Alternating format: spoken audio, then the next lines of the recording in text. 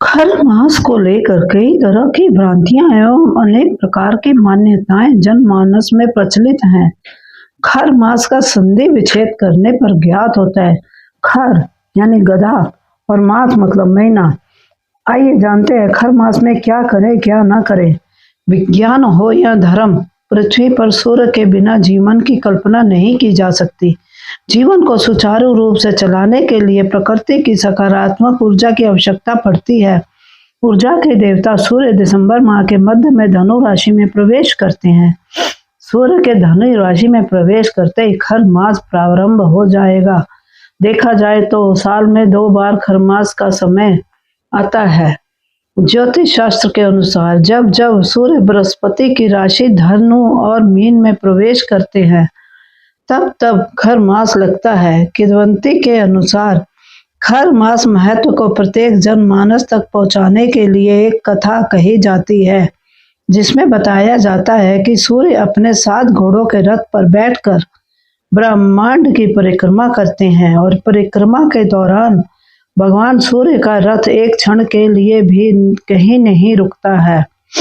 लेकिन संपूर्ण ब्रह्मांड में वर्ष भर दौड़ते दौड़ते सूर्य के 7 घोड़े थक जाते हैं। इसलिए कुछ अंतराल के लिए घोड़ों को विश्राम एवं जल पीने के लिए रथ की भागदौड़ खर को सौंप दी जाती है, जिसके कारण सूर्य के रथ की गति में परिवर्तन आ जाता है।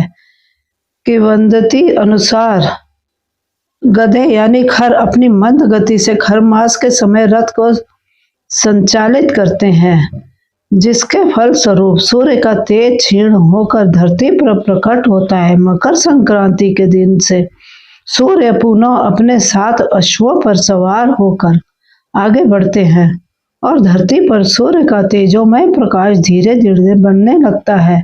खर मास के दौरान विवाह आदि जैसे शुभ मांगलिक कार्य, मुंडन, यज्ञोपवीत, वरण चरण, वधु प्रवेश, कुआं, तालाब, बावड़ी, उद्यान के आरंभ एवं व्रतारंभ, उद्यापन, षोडश, महादान, प्याऊ लगाना, शिशु संस्कार, देव प्रतिष्ठा, दीक्षा ग्रहण, प्रथम बार तीर्थ यात्रा, संन्यास ग्रहण, कर्णवेद, विद्यारंभ, राज्याभिषेक तथा रत्न भूषण आदि कर्म एवं मांगलिक कार्य स्थगित रहते हैं। खर मास में केवल मांगलिक कार्य नहीं किए जाते हैं, लेकिन खर मास में किसी भी वस्तु के क्रय विक्रय की मनाही नहीं है, परंतु अधिकांश जनमानस मकर संक्रांति के बाद सूर्य उत्तर नारायण होते ही जमीन, मकान, वाहन की खरीद आदि शुभ आवश्यक कार्य करते हैं। सनातन धर्म में खर मास का विशेष महत्व है। इसे मल मास के नाम से भी जाना जाता है। इस दौरान लोग भगवान विष्णु और सूर्य की पूजा करते हैं ताकि जीवन में सुख, समृद्धि और खुशहाली आए। हालांकि खर मास को किसी भी शुभ कार्य के लिए अशुभ माना गया है। इस समय नए कामों की शुरुआत, शादियां, अनमांगलिक कार्य पूरी तरह से रोक दिए जाते हैं। वर्ष 2024 में खर मास 15 दिसंबर से शुरू होकर 14 जनवरी 2025 तक चलेगा। खर मास में शुभ कार्य क्यों नहीं किए जाते? सूर्य की ऊर्जा कम होना। खर मास के दौरान सूर्य की ऊर्जा और तेज और कमजोर हो जाती है। सूर्य को ग्रहों का राजा और धरती पर प्रत्यक्ष देवता माना गया है।